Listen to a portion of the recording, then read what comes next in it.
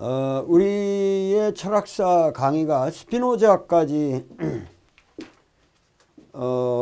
내려왔는데, 스피노자에 대해서 상당히 우리가 그래도 어느 정도 강의를 충분히 했습니다. 했는데,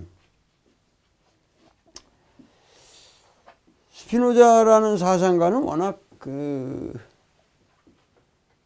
사실은 그 논리 자체는 상당히 간단한 건데, 서양 철학사에서는 너무도 차지하고 있는 위치가 특이하고, 사실은 헤겔 같은 사람은 스피노자를 굉장히 평가를 하는데, 왜냐하면 헤겔 철학에 나올 수 있었던 것은 사실은 스피노자가 신이라고 하는 것은 데우스 시베 나투라라고 하는 신은 곧 자연이다라는 말이 없으면은 헤겔 철학에 나올 수가 없어요. 그러니까는 단지 헤겔은 신을 정신으로 봐서 압솔루트 가이스트라고 하는 이제 절대 정신이라고 하는 정신으로 봤는데, 이제 스피노자는 신을 정신으로 본 게 아니라 자연으로 보고 실체로 본 거죠. 그 자체로. 기본적으로 헤겔 철학은 스피노자 철학이 없이는 나올 수가 없단 말이죠. 왜냐하면 헤겔 변증법 자체가 절대 정신을 말해도 그것이 어떤 초월적인 신을 말한 것이 아니라 자연 자체에서 전개되는 과정이기 때문에. 그리고 이제 스피노자에서 가장 문제가 된 것이 뭐냐면은, 스피노자 철학 이후에 모든 사람이 스피노자를 바라보는 시각은 무신론자다. 스피노자는 무신론자다. 우리는 범신론이라는 말을 쓰지만 사실 철학에서는 범신론이라는 말은 별로 중요한 의미를 갖지 못하기 때문에 일반인들이 얘기하는 것이고, 보통 사람들은 스피노자는 무신론자다. 왜? 스피노자는 유대인들의 관념 속에서 소위 기독교 유대교적 트래디션 속에서는 신이라고 하는 것은 자연을 초월한 초자연적인 인격자. 그런데 스피노자의 철학 체계에서는 초자연적인 인격체로서의 신이라고 하는 것은 존재할 수가 없는 거죠. 그러면 명백하게 atheist, he is an atheist, 무신론자라는 말이 정확하게 맞죠. 스피노자는 무신론자다. 근데 내가 보기에는 스피노자처럼 지독한 신론자는 없다는 얘기지. 그래서 그 유명한 얘기가, 스피노자는 무신론자라고 한다면은 아주 신에 도취한, 술을 아주 술에 취한 게 아니라 아주 신에 취한 무신론자. 아주 유명한 말인데, 신에 취한 무신론자다. 정말 신에 취한 사람이에요, 이 사람은. 그러니까 이 사람은 사실은 무지막지한 신론자죠, 신론자. 유신론, 무신론을 떠나서 신론자지. 처음부터 끝까지 이 사람의 주제는 신이었으니까. 그런 의미에서 스피노자는 유대인이라는 특성을 버리지 않습니다. 왜냐하면 어려서부터 유대인 교육을 받았기 때문에 이 사람이. 소위 말해서 우리가 말하는 구약 바이블 외로도 유대인들에게는 카발라 미스티시즘이라고 해서 우리 불교로 말하면은 논장 비슷한 것이, 경장에 대해서 논장 비슷한 게 우리가 모르는 세계가 또 있거든요. 그러니까 거기에 있는 많은 카발라 미스티시즘의 영향이 있다. 그리고 어떤 사람들은 스피노자가 절대 그런 거 없다. 그러니까 데카르트 철학에서 말하는 실체 개념, 카우사수이라고 하는 자기 원인적인 실체 개념을 가지고 정직하게 기하학적인 논증을 통해서 도달한 것이다. 그래서 결코 스피노자 철학을 유대인 철학으로 말할 수 없다. 하여튼 또 후대의 낭만주의적 사고를 가진 낭만주의 계열에서는 전부 스피노자를 뭐 범신론자 내지는 상당히 그 신비주의자 뭐 이런 스타일로 아주 이렇게 미스티파이 신비화시키는 거죠. 그러니까 괴테 같은 사람들도 전부 스피노자를 좋아했고, 그러니까는 스피노자라는 사람이 서양 사회에서 아주 독특한 위치를 갖는 사람인데, 우리가 이제 과거에 있지만 다시 한번 반복을 하면은, 이제 신이라고 하는 것은 스스로 실체적이라면 스스로 자기 원인적이어야 되고, 이게 무한하다라고 말한다면, 무한하다고 말한다면은 결국은 이제 장자 해시의 말대로 지대무해라고 한다면, 지극히 큰 건 밖에 없다고 그런다면은 신은 하나가 아니라 전이 될 수밖에 없다는 거지. 전이 하나일 수 없다는 거지. 하나가 되어서는 안 되고 전이 되어야 되므로, 그 전통적인 신관에 의한 거는 전부 그 신이 하나라는 거야. 유일신론이라는 거는, 그거는 그 신이 될 수가 없다는 거지. 이 사람은 그건 괴물화돼 버리기 때문에. 그러니까 전체가 돼야 되고, 그 전체가 되려면 이 전체라는 거는 우주 전체일 수밖에 없다. 그러니까 데우스는 즉 시베 우주 전체다, 나투라란 말이죠. 그리고 이 나투라야말로 정신이나 연장의 속성 그런 것이 아니라, 나투라야말로 이게 뭐야? 이거야말로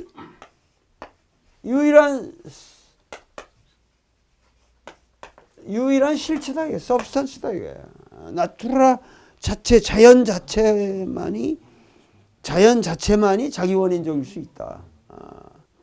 그 안에는 모든 것이 이렇게 우리가 조화롭게 생성돼가는 자기 원인적인 것이니까. 모든 괴물은 자기 원인일 수 없잖아요. 의존을 해야 되니까. 모든 괴물은 의존적이어야 되니까. 우리도 뭐 마누라 없이 살 수 없고, 뭐 자식 없이 살 수 없고, 모든 게 밥에 의존해야 되고, 매일매일 그런 모든 게 의존 없이 살 수 있는 게 뭐가 있냐. 자기 의존 없이 스스로 존재할 수 있는 게 뭐냐. 이 거대한 우주밖에 없다. 아주 명백하고. 그러니까 어떤 의미에서는 스피노자는 근세적 과학적 신념의 소산이라고 말할 수도 있죠. 사실은 이것이. 그래서 이제 스피노자의 영향력에서 가장 그 많이 언급되는 사람이 지오르타노 브루노 같은 그 사람은 이제 지동설을 주장하다가 그 화형을 당한 사상가지만, 그 브루노 같은 사람이 이미 나투라타라는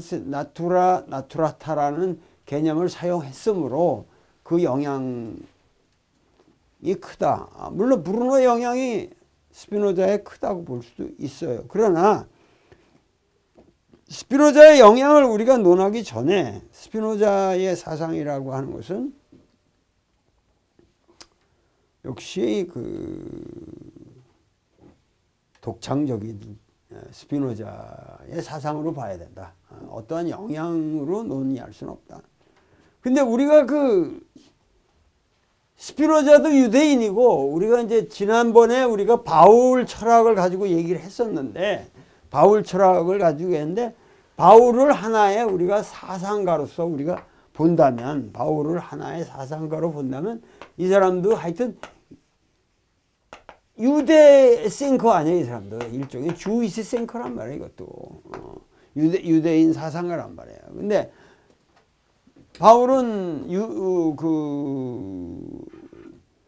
예수랑 동년배라고 생각하면 되니까, 우리가 기원 전후 시대에 산 하나의 사상가인데, 원래 우리가 그 신론이라고 하는 것을, 여러분들이 그 신론이라고 하는 것을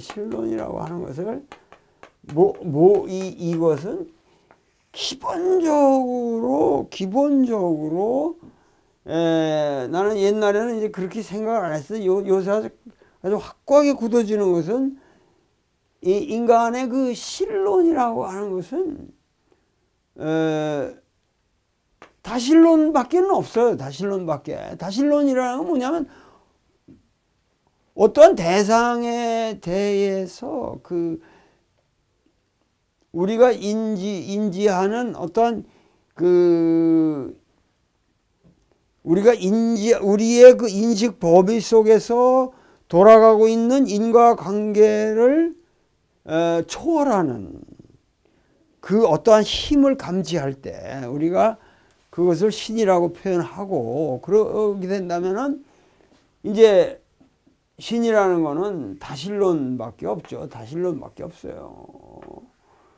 며느리가 항아리 붙들고 그냥 평생 고생한 사람한테는 항아리 신밖에 없는 거예요. 그러니까 조항신이 생겨나고 부뚜막신이 생겨나고 뭐 대청마루 신이 생겨나고 다 그야말로 그 감정이 이입되면은 거기서 이제 이게 다신론밖에 없는데,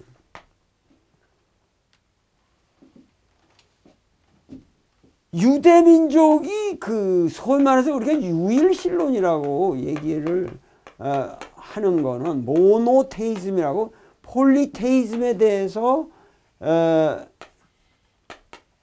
이제 모노테이즘이라고 말한다면은, 이 모노테이즘이라는 거는 아주 유대민족의 옛날부터 모세로부터 내려오는 이게 계약의 하나님이고, 그래서 나 이외에 신을 두지 마라 하는 유대민들의 이걸로 우리가 알고 있지만은 이게 다 생쿠라라는 거예요.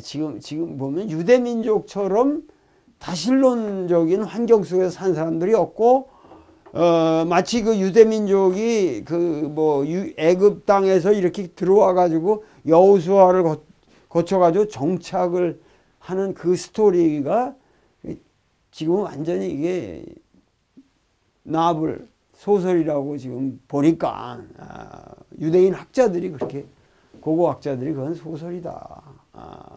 그거는 그 소위 말해서 바빌론 유지 시대의 그 패턴과 동일한 거란 말이죠. 항상 자기들이 원하는 땅이 있었고 거기 멀어져 있었다가 거기 아닌 데 있었다가 애굽 땅이나 바빌론에서 항상 글로 돌아가는 이 자이오니즘의 하나의 그 패턴이 그냥 할머니 얘기를 통해서 여러 가지 형태로 얘기되는 것 뿐이지, 모든 고고학적인 발굴은, 유대민족들의 모든 고고학적인 발굴은 다신론적 환경밖에 없다는 거야. 예를 들면 야훼도 아쉐라라는 부인이 있었고, 하여튼 모든 신들이 바알신하고 야훼하고 구분되는 것도 아니고, 그게 여러 가지로 그렇게 해서 사실은 유대민족이라고 그러지만은 팔레스타인 그 토착민들과 더불어 산 사람들인데, 그거를 대적적으로 산 사람인 것처럼 만들어서 오늘날까지도 이 팔레스타인에 대한 모든 문제의 그 이념적인 배경을 삼고 있다는 게, 이거를 갖다가 굉장히 그 리버럴, 이스라엘에 있는 리버럴 학자들은 이걸 까는 거거든요. 이게 조작적인 거다.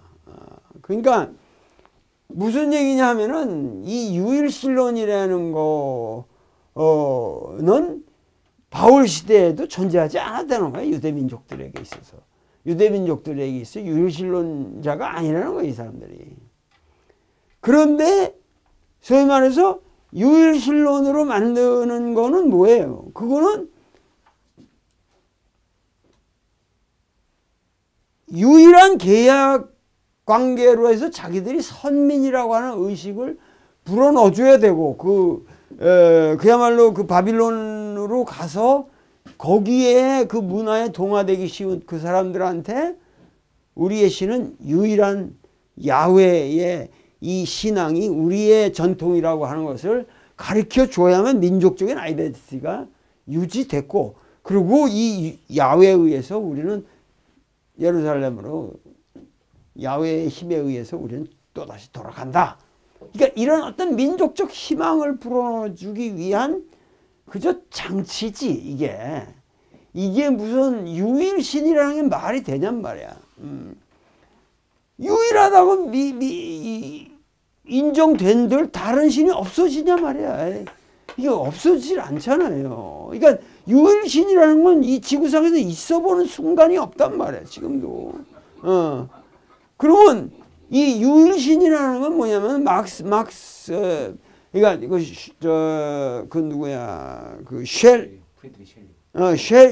프리드리히 쉘링이라는, 그러니까 피시테 쉘링, 헤겔로는 그 헤겔하고 같은 동시대 사람인데, 이 쉘링이라는 사람이 얘기가 한 게 유명한 얘기가 뭐냐면, 이 사람이 만들어낸 개념이 결국은 유일신론은 하나만을 선택해서 믿되 다른 신들을 부인하지 않는다는 의미에서 모노세이즘이란 말은 틀렸고, 그래서 완이라고 하는 헤노라는 말에서 헤노테이즘이라는 말을 썼거든요.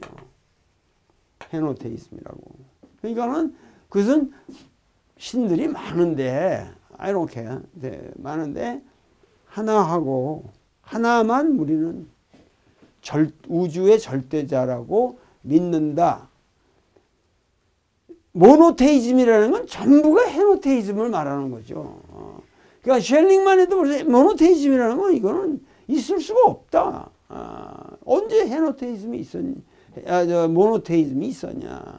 제우스로부터 그렇고 마르두기 그렇고 모든 종교적 신앙이라는 것이 폴리테이즘인데, 그 중에서 하나를 선택해서 특별한 계약 관계를 맺었다든가 이런 것들밖에 없지 않냐.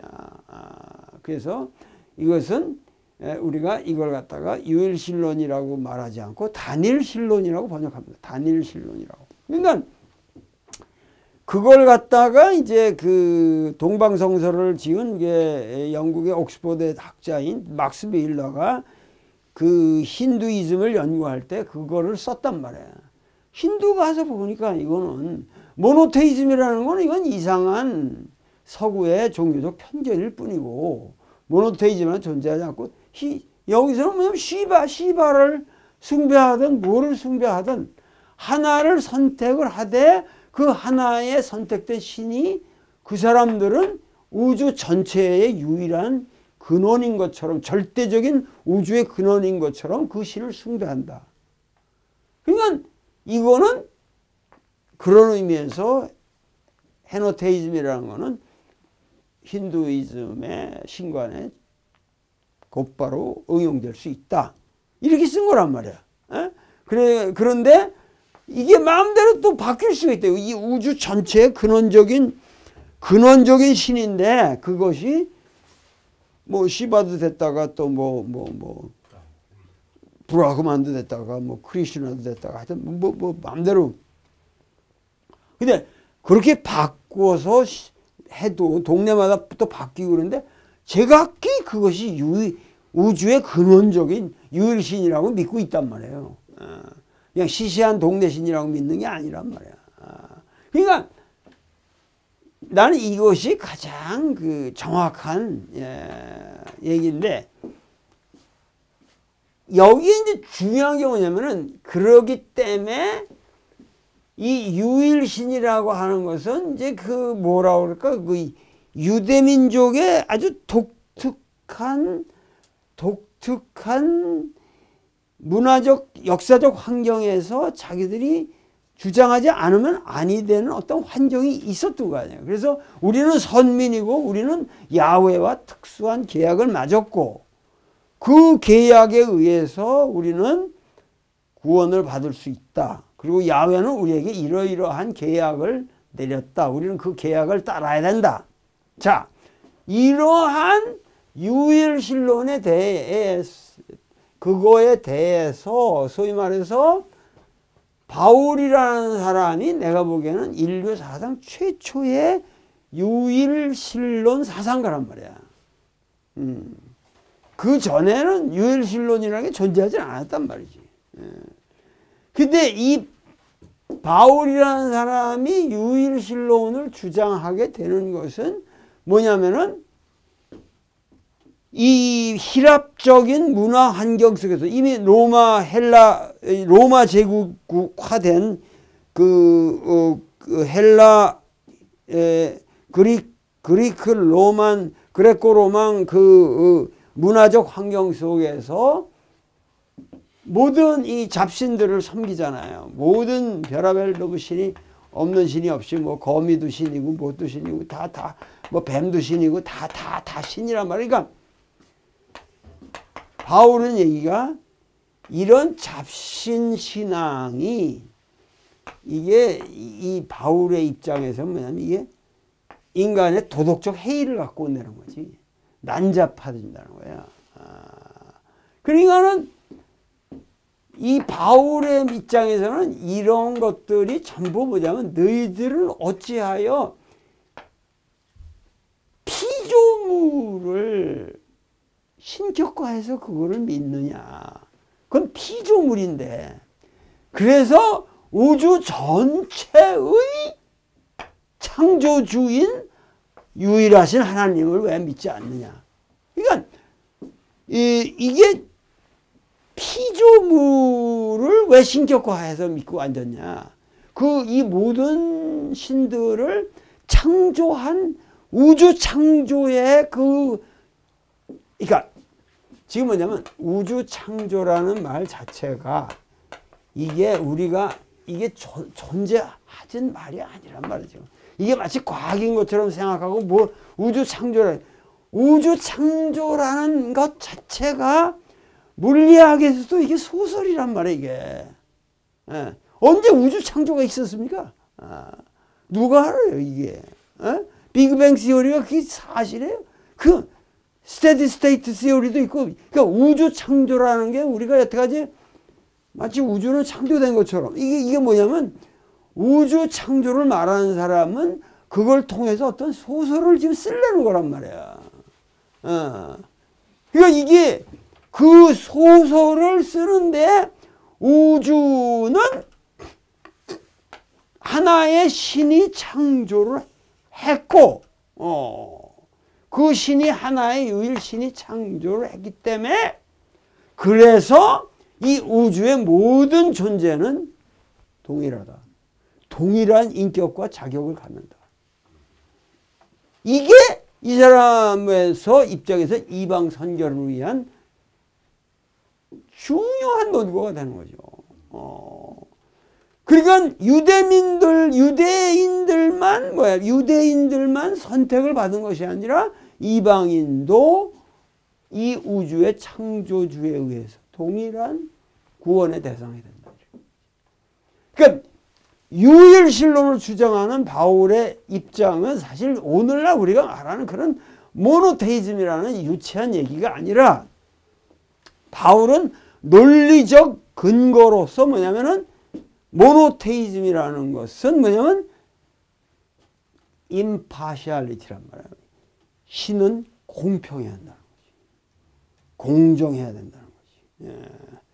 여기 가서 이거 좀 변호사 비용 더 많이 받고 이 새끼를 무죄로 해주고 이 새끼는 죄 때리고 이건 1년 때리고 2년 때리고 이렇게 임의적으로 놓으면은 이건 신이 아니다라는 거예요.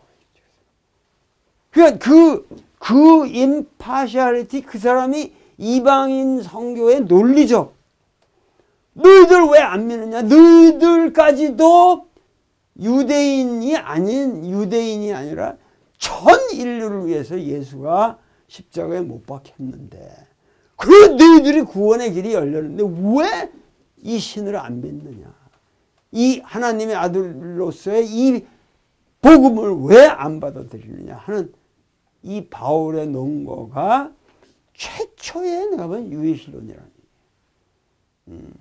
인류 사상 이렇게 강력한 유일신론을 없었다는 얘기지. 그러니까 그 유일신론이라는 것에 원래 뭐냐면 그러니까 종교적으로 유일신론이라는 게 의미 있는 게 아니고 바울에 있어서는 이방 선교의 논리적 근거였다는 얘기지. 그러니까 이 포인트를 우리가 전제로 해서 논의를 우리가 전개해 가면은 이거는 이제 내가 오늘 앉아서 생각한 건데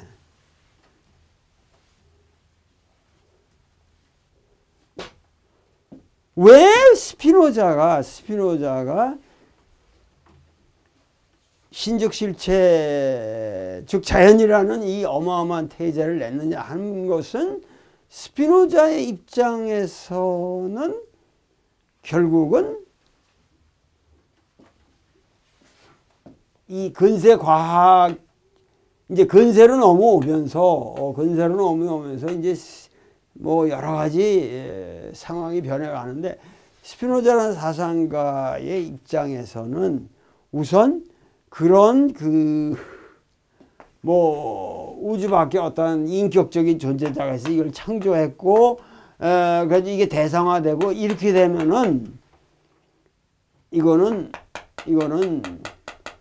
이 유일신론이라는 것은 이거는 근본적으로 이 자연과 인간에 대한 일종의 외제적인 독재자가 돼버린다는 거지. 그러니까 자기한테 파문을 주고 이런 거 다 경험을 한 거지.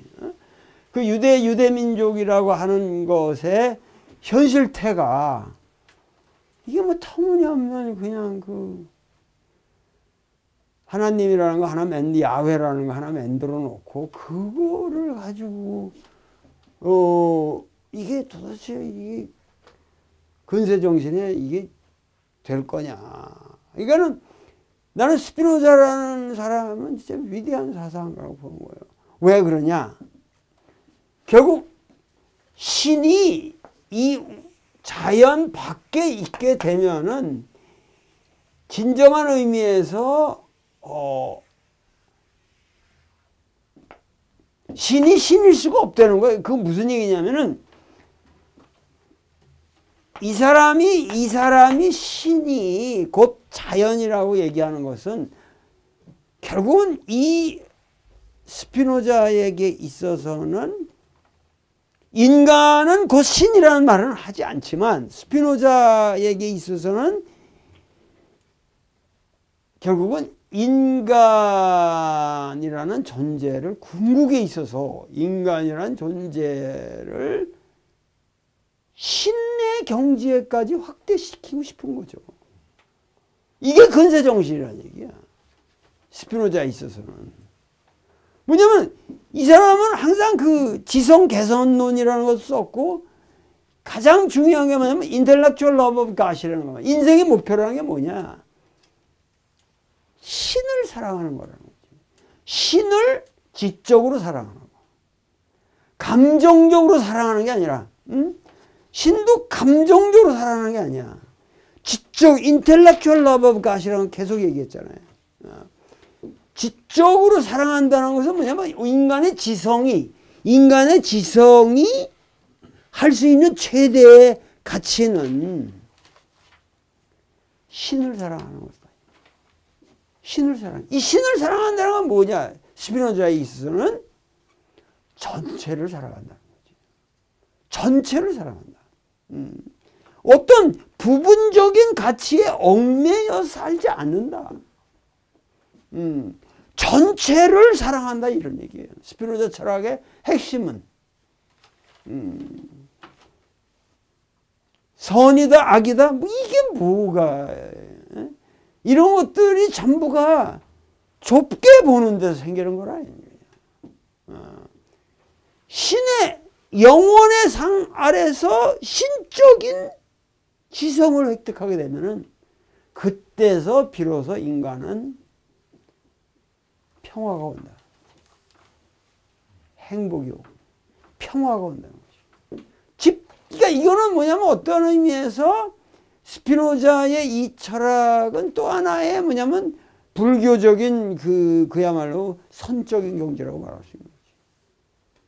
모든 것을 총체적으로 볼 때 인간에게 비로소 평화가 온다. 인간의 지성은 거기까지 진화를 하지 않으면 안 된다.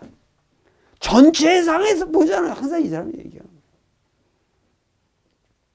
그래서 이 사람은 국가론에 있어서도 국가는 그러한 이성적 국가로 발전해야 된다는 거예요. 이성적 국가. 이성적인 국가일 때만이 그 국가는 자유롭다. 그래서 이 사람은 민주제도 같은 거를 굉장히 근대적인 의미에서 민주제도를 적극적으로 시인했어요. 그 시대에 그만한 사상하기가 어려운데 홉스와 같은 계약론을 받아들이면서도 민주제도 하에서 그 신학 정치학 논고에서 스피노자는 자유롭게 산다는 것은 완전한 이성의 인도하에서 가장 만족스럽게 사는 것이므로 가장 이성적인 국가가 가장 자유로운 국가라고 말한다.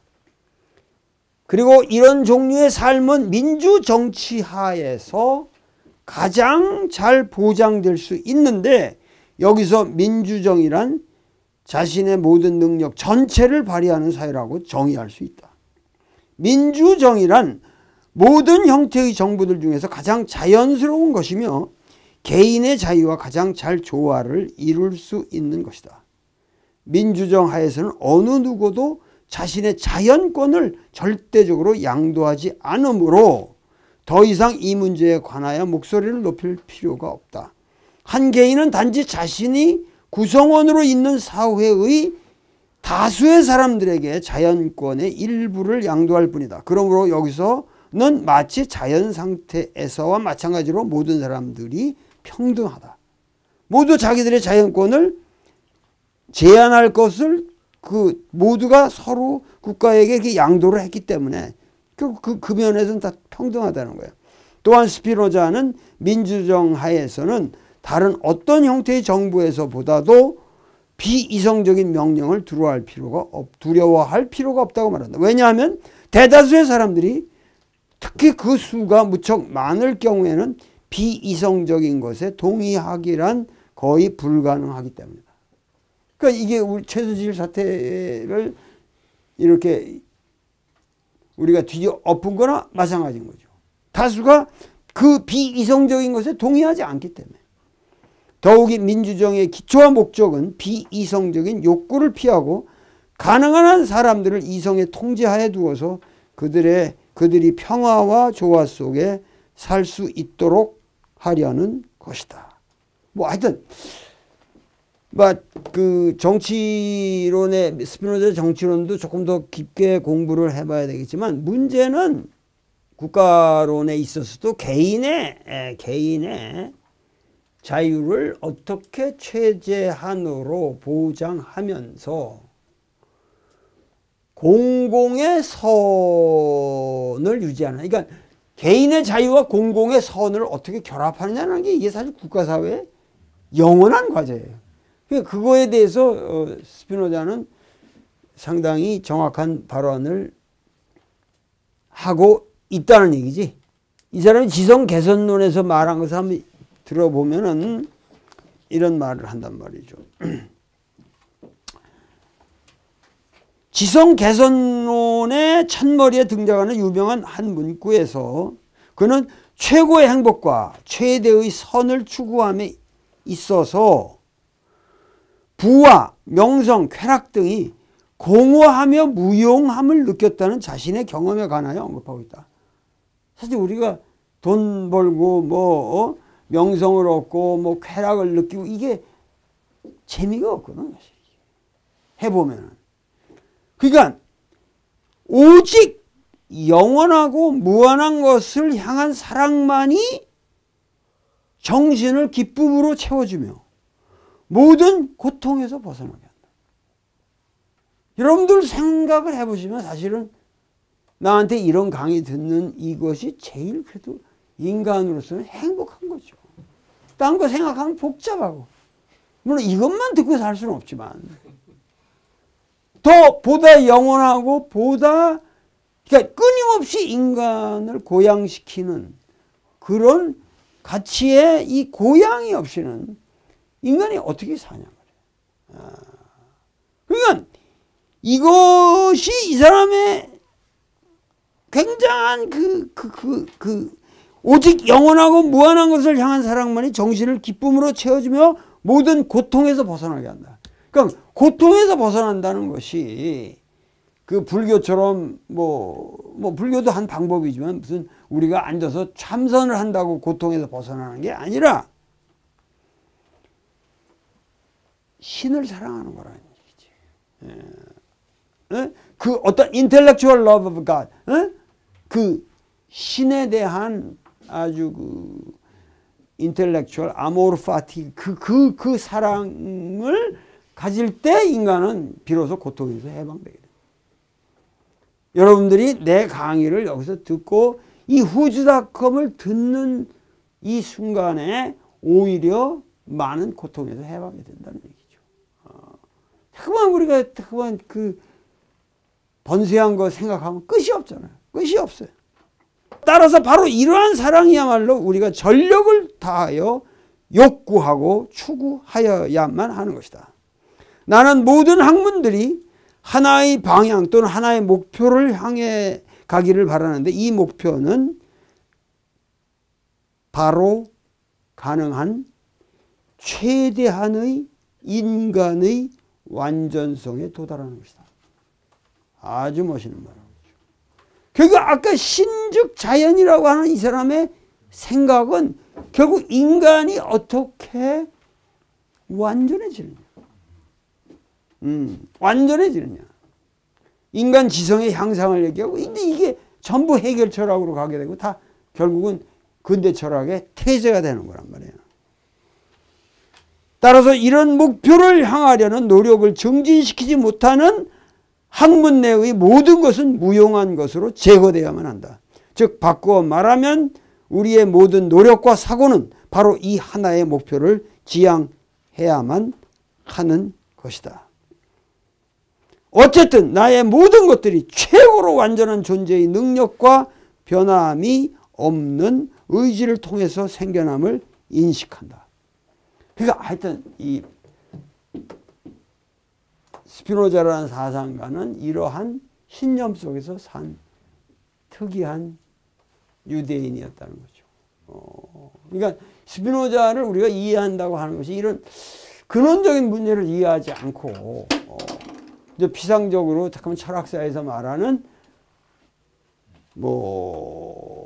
물론 데카르트의 그런 실체 개념을 이렇게 발전시켰다. 이러고 그냥 쓱 넘어가면은 이 스피노자가 영원히 이해한다. 바울도 바울 나름대로 유일실관에 대한